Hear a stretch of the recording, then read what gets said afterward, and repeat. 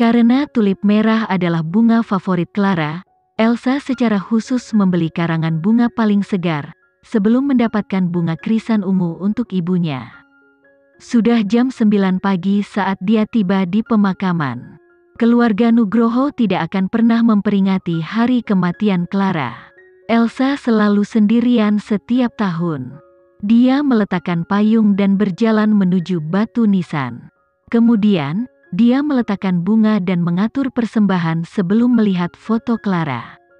Dia berkata dengan lembut, "Aku di sini untuk menemuimu hari ini, Dek. Waktu berlalu cepat. Dalam sekejap mata, kamu telah meninggalkan dunia ini selama 12 tahun. Apakah kamu dan ibu baik-baik saja di sana?" Langit masih mendung. Saat hujan gerimis, rambut dan pakaian panjang Elsa berangsur-angsur menjadi. Namun, dia tampak tidak terpengaruh oleh ini. Seperti tahun-tahun sebelumnya, dia hanya menghadapi kuburan yang dingin dan mulai mencurahkan isi hatinya tentang semua yang terjadi padanya akhir-akhir ini. Waktu terus berlalu, tetapi Elsa tidak punya niat untuk pergi. Dalam beberapa tahun terakhir, dia hanya akan tinggal di makam selama setengah hari. Namun, hari ini, Elsa tidak ingin pergi meski hujan.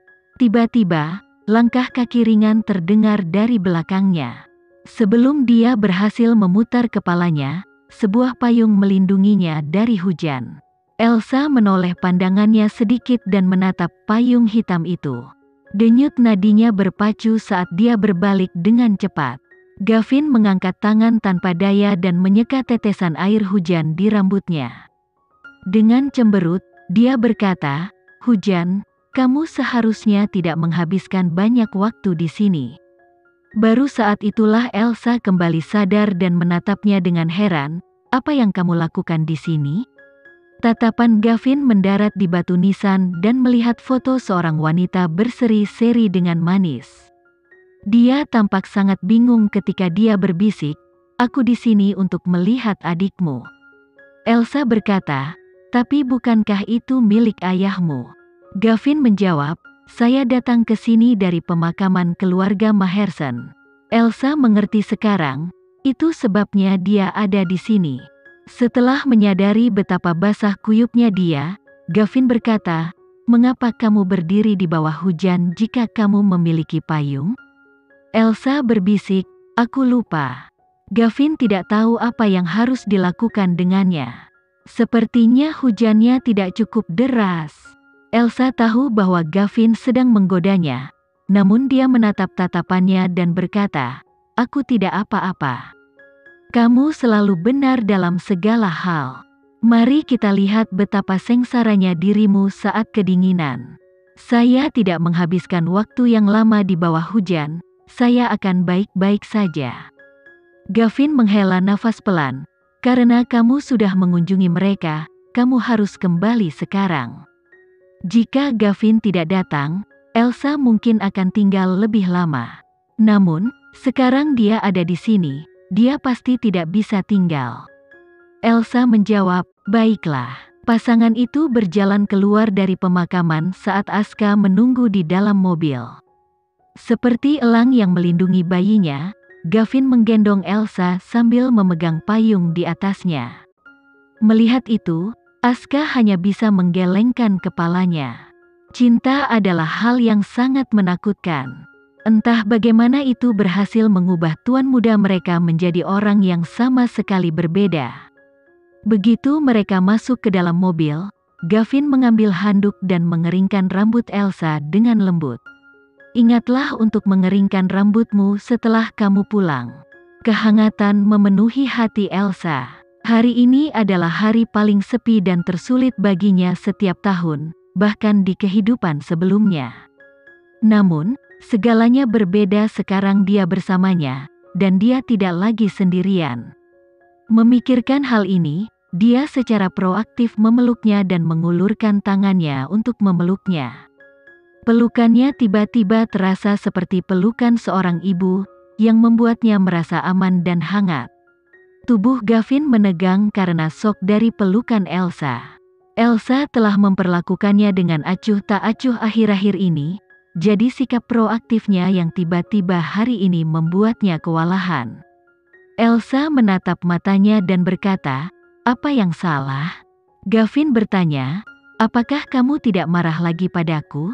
Elsa berhenti saat Gavin mengatakan ini. Dia tidak marah. Namun, setiap kali dia memikirkan kejadian malam itu, dia tidak bisa menahan perasaan tidak enak. Elsa menjawab, "Aku tidak marah padamu." Gavin berkata, "Benar, ya." Gavin memeluknya dan memutuskan untuk menjelaskan, "Tidak ada yang terjadi antara dia dan aku malam itu." Elsa langsung menatapnya. Kemudian, dia mengangkat satu jari dan meletakkannya di bibirnya. "Aku tahu mereka memaksamu, dan aku tidak menyalahkanmu untuk itu." Gavin mengangkat tangannya untuk memegang tangannya. Dia bertanya dengan lembut namun pelan, "Benarkah?" "Ya." Begitu Elsa menganggukkan kepalanya, kecemasan Gavin mulai memudar. Saat dia berbicara, Gavin membungkuk di atasnya dan menciumnya. Gavin tidak menyentuh Elsa selama berhari-hari dan menjadi gila memikirkannya. Jantung Elsa mulai berpacu, dan dengan memeluknya, dia tidak bisa tidak membalas ciumannya. Tiba-tiba, suasana menjadi beruap. Cinta sejati tidak akan pernah bisa dihalangi oleh apapun. Yang diinginkan Gavin saat ini hanyalah menunjukkan cintanya kepada Elsa dengan cara langsung. Merasakan tangan Gavin di tubuhnya, pikiran Elsa tersentak, dan dia mengulurkan tangannya untuk menghentikannya. Tidak. Selama dia bersama wanita yang dicintainya, dia akan dapat menyalakan hasratnya kapan saja dan di mana saja. Duduk di pangkuan Gavin, Elsa bisa merasakan betapa putus asanya dia. Namun, mereka ada di dalam mobil, dan Aska masih duduk di kursi pengemudi. Tidak peduli betapa dia menginginkannya, ini bukanlah tempat yang tepat untuk melakukannya. "Elsa," suara Gavin menjadi serak yang tidak wajar saat dia mencium telinganya dengan lembut. Dia berbisik, "Berikan padaku." Wajah Elsa sangat merah hingga dia terlihat seperti berdarah. Dia tidak berani menatap dan berkata dengan malu-malu, "Jangan sekarang." Gavin cemas seolah-olah ada semut di punggungnya. Dia memeluknya dan suaranya serak saat dia bergumam, "Lalu kapan?" Elsa sangat pemalu sehingga dia ingin menggali lubang dan bersembunyi di dalamnya. Bagaimana dia harus menjawab pertanyaan semacam ini? Karena dia tidak menerima balasannya, Gavin mengangkat pandangannya dengan tekad. "Berapa lama saya harus menunggu?" Elsa mengangkat tangannya untuk menutupi matanya. Kemudian, dia membenamkan wajahnya di lengannya, suaranya sangat lembut saat dia berkata, "Aku akan memberikannya padamu malam ini." Jawabannya membuat Gavin meledak kegirangan, seolah 1000 pohon pir telah mekar di hatinya. Dia sangat bersemangat sehingga dia mempererat pelukannya pada wanita itu. Dia tidak sabar menunggu malam tiba. Dia sangat ingin berhubungan badan dengannya sekarang. "Kamu harus menepati janjimu kali ini. Jangan berani-berani membohongiku lagi." Elsa juga pernah mengatakan hal seperti itu sebelumnya, tapi tidak ada yang terjadi di malam hari. Meski ada alasan untuk itu, Gavin tetap tidak bisa melepaskan insiden itu. Peristiwa malang itu masih terukir dalam di hatinya. Setelah mendengar ini, Elsa menatapnya dengan bingung. "Kapan aku pernah berbohong padamu?" Gavin balas menatapnya, "Ingat terakhir kali?" Elsa berhenti dan berkedip sebelum matanya melebar. Dia berkata, "Bagaimana kamu bisa menyalahkan saya?" Ibu Gavin tiba-tiba muncul di villa malam itu dan mengatakan begitu banyak hal buruk kepada Elsa, yang mengguncangnya sampai ke intinya. Bukan hanya itu, wanita itu bahkan menamparkan wajahnya. Bagaimana Elsa memiliki keberanian untuk melakukan itu setelah adegan seperti itu? Gavin menyandarkan dagunya ke dahinya dan berkata dengan suara yang dalam, "Aku salah hari itu, aku yakin tidak akan pernah terjadi lagi." Elsa tersenyum dan menganggukkan kepalanya. Oke. Aku percaya kamu. Kepercayaannya padanya membuat hati Gavin berdebar. Dia tidak bisa menahan ciuman di dahinya sebelum bertanya dengan lembut, hari ini festival ke-7 ganda. Apakah kamu ingin pergi dan merayakannya? Elsa menatap matanya dan berkata, festival ini bukan untuk kita. Gavin menganggukkan kepalanya. Oke. Apakah kamu menginginkan hadiah sebagai gantinya? Elsa menatapnya tanpa berkata-kata. Bukankah kamu memberiku bunga kemarin? Bunga adalah bunga. Itu tidak sama dengan hadiah. Tapi aku tidak punya apapun yang kuinginkan. Setelah mendengar ini, Gavin tersenyum tipis. Tapi aku sudah menyiapkan hadiah untukmu. Hah? Mata Elsa melebar saat dia menatapnya.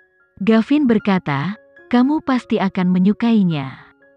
Sekian dulu ya video kali ini, kita lanjutkan lagi videonya di lain waktu. Oh iya, bagaimana menurut kalian? Semoga bisa sedikit menghibur kalian semua. Untuk teman-teman yang baru nonton jangan lupa subscribe ya hehehe.